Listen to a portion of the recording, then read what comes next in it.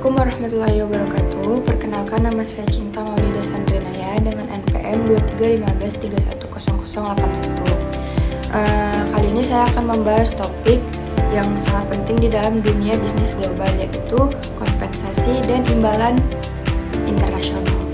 Nah, pertama-tama saya akan mengenalkan apa itu kompensasi imbalan internasional. Kompensasi imbalan internasional merujuk pada sistem penggajian dan tunjangan yang diberikan kepada karyawan yang bekerja di luar negara asal mereka. Ini mencakup gaji pokok, tunjangan, dan berbagai macam imbalan lainnya.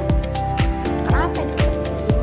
Karena karyawan yang ditempatkan di luar negeri menghadapi tantangan yang berbeda, mulai dari biaya hidup yang tinggi hingga perbedaan budaya.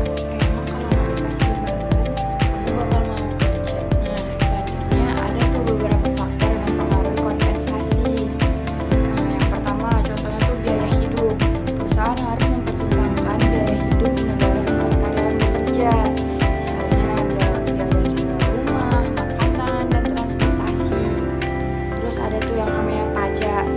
Peraturan perpajakan di negara asal dan negara tempat kerja juga mempengaruhi jumlah yang diterima karyawan. Jadi besar kecilnya gaji karyawan itu dipengaruhi oleh pajak juga.